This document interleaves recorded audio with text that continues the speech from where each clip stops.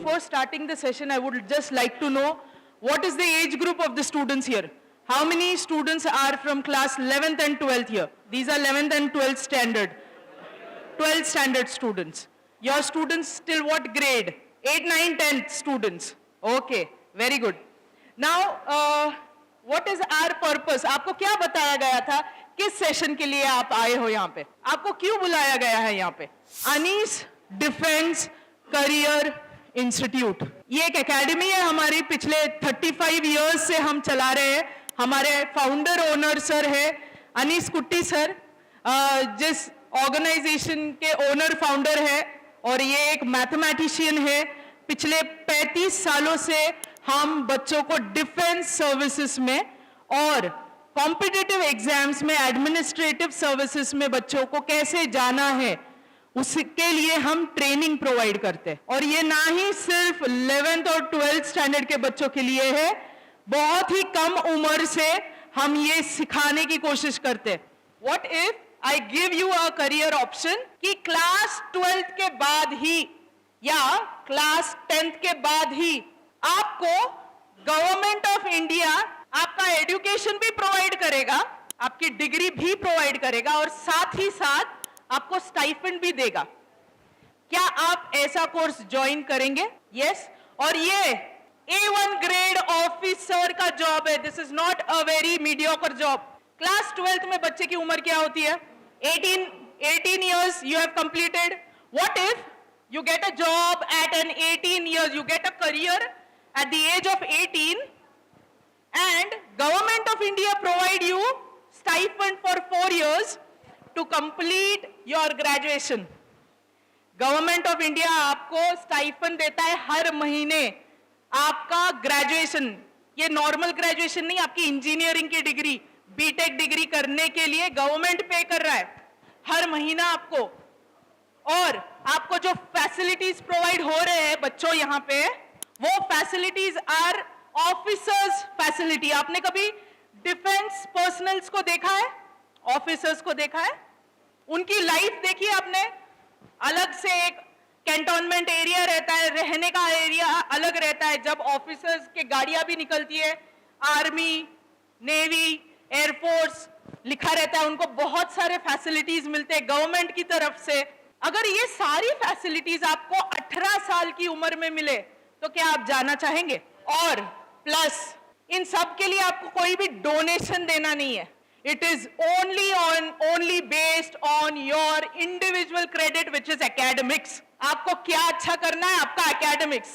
सिर्फ और सिर्फ आपके academics के बेसिस पे 18 साल की उम्र में आपको अगर एक ऑफिसर लेवल का जॉब या कंपटीशन आपने क्रैक की तो आप इंडियन डिफेंस सर्विसेज में जा सकते हैं, आर्मी, नेवी और एयरफोर्स, ये 3 स्ट्रीम्स में। इसके बाद गवर्नमेंट ऑफ इंडिया आपका 4 साल का डिग्री कोर्स कंप्लीट करवाती है with a monthly stipend which starts with 1 lakh rupees at the age of 18. Just imagine, आप 18 साल कंप्लीट किए हैं, एक एग्जामिनेशन है, competitive exam, national defence academy का NDA एग्जामिनेशन, जो साल में 2 बार होती है, 6 महीने में 1 बार होती है।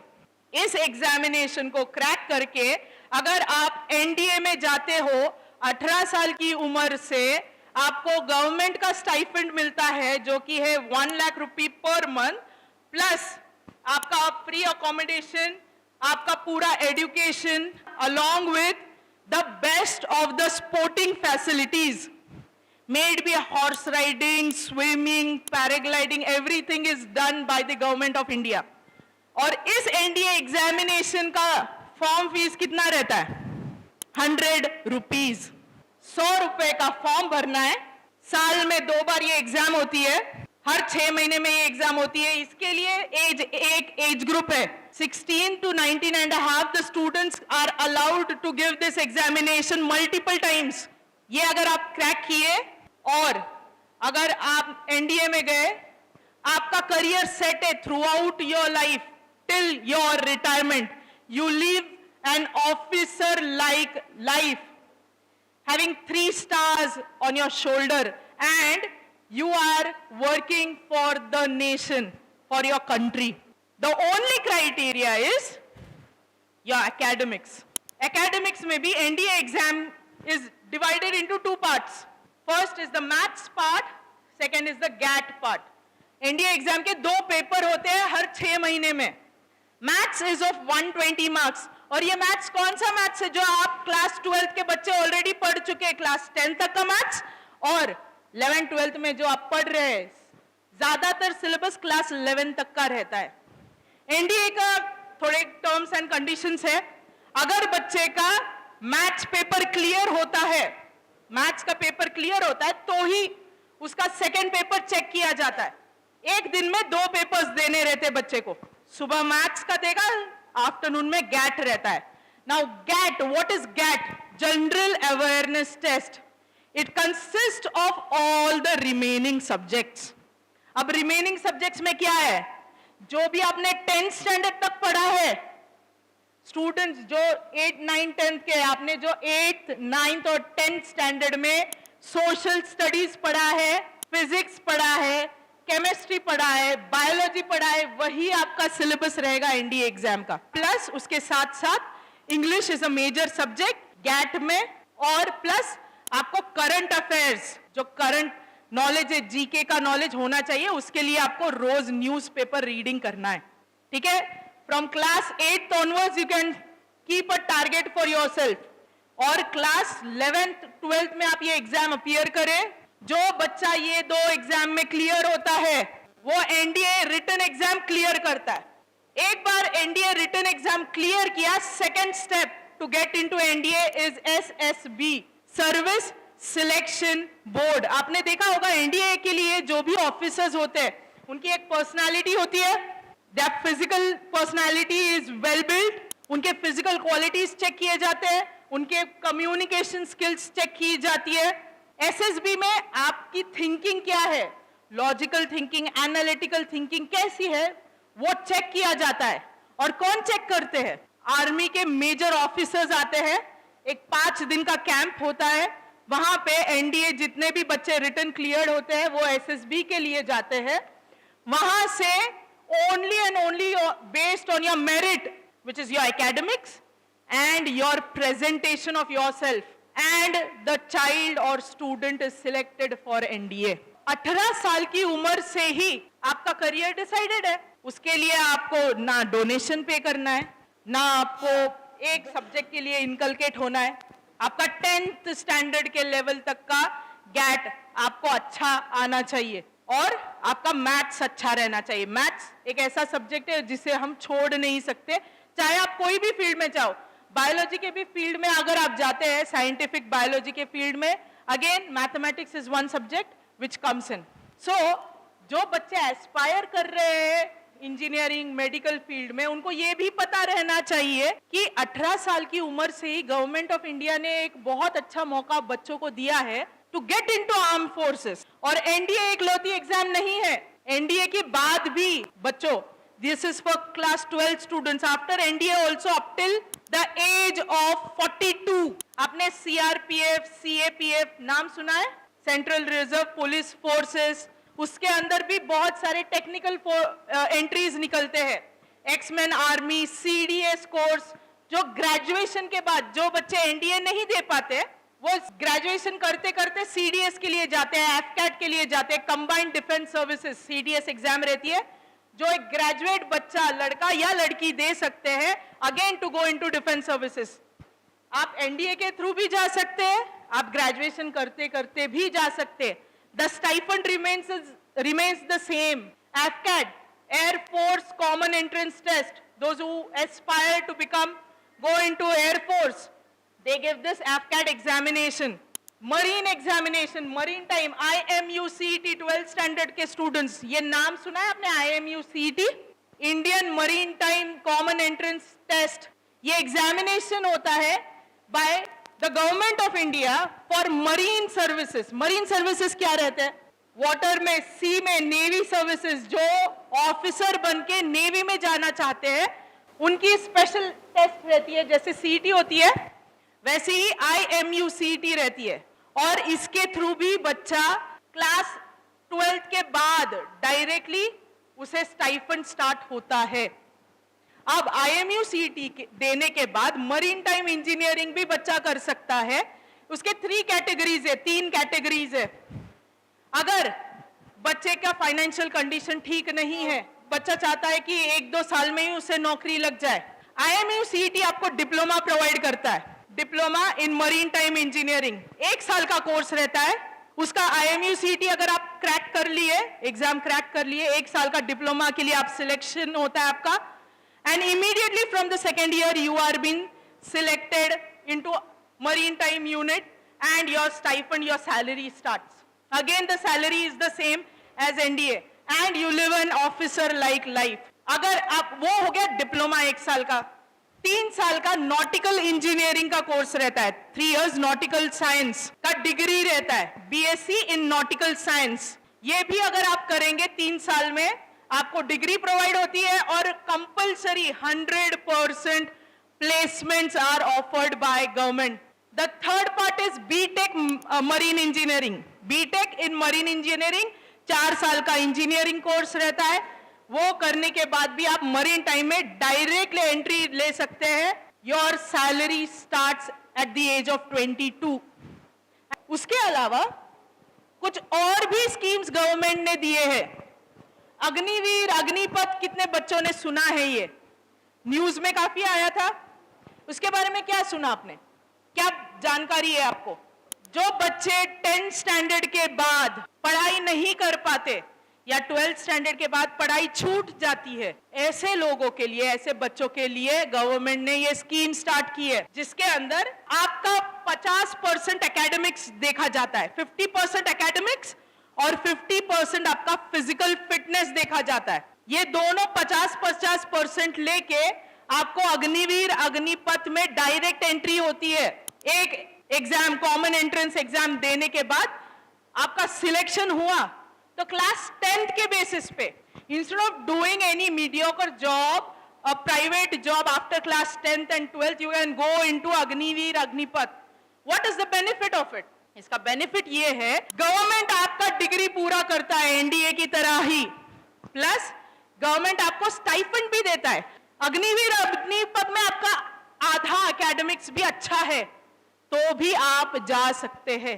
4 साल तक गवर्नमेंट आपको सैलरी देता है, हर साल एक स्टाइफंड अमाउंट देता है, विच इज फर्स्ट ईयर में 21,000 महीना, सेकेंड ईयर में 23,000 per month, third year 25,000 per month, fourth year 28,000 per month. A child, a student in Agniveer, Agnipath gets। अगर हम ऐड करेंगे इस अमाउंट को तो 4 साल में आप कितने पैसे कमाते हो? 11.5 लाख अप्रोक्सीमेटली।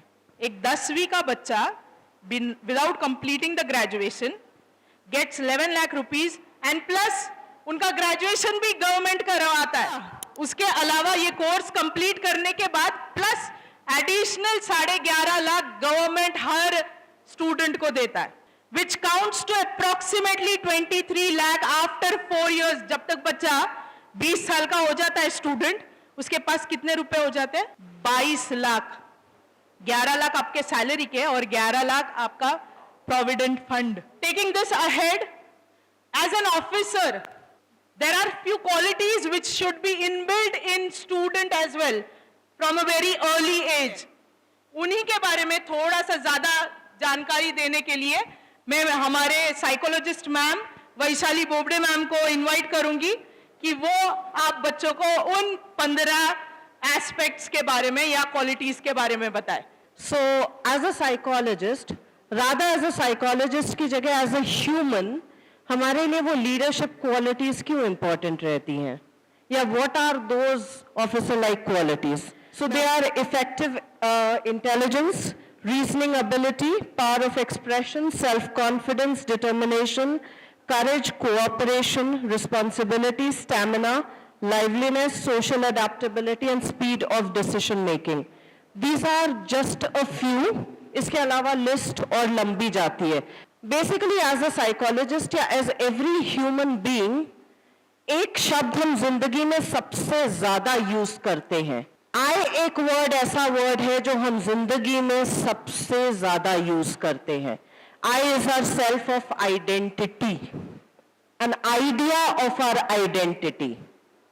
ठीक है, ये आइडेंटिटी कॉन्स्टेंटली डेवलप होती रहती है, लेकिन अनफॉर्चुनेटली हमको ये आइडेंटिटी बहुत क्या बोलते हैं, कॉम्प्लेक्स और इंटरेस्टिंग वे में नहीं समझाई जाती.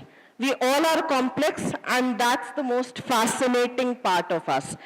सो इसके लिए जो भी हम चॉइस करेंगे लाइफ में या जो भी हम डिसीजंस लेते हैं, उसके इम्पैक्ट सिर्फ हमारी लाइफ पे नहीं होते, दूसरों की भी लाइफ में होते हैं, unless and until we live like a grass hopper.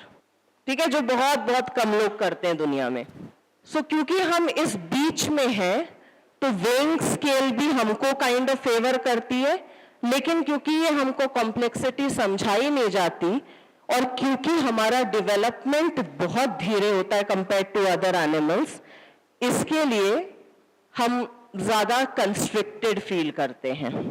क्योंकि अगर ग्रुप से अलग कर दिया जाए तो हमारी जान को खतरा है, ऐसा फील होता है हमको. लोग हमारे बारे में क्या सोचेंगे, ऐसा फील होता है हमको, और लोग सोचते हैं. इसके लिए जब तक आप ये पहलू को हमारे बारे में, हमारे खुद के बारे में नहीं समझोगे, तो I is never a single identity.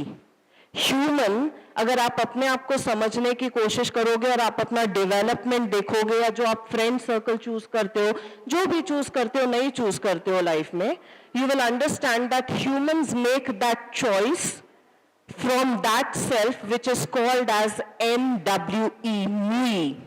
Human is never a solitary species, it's me and we combined together.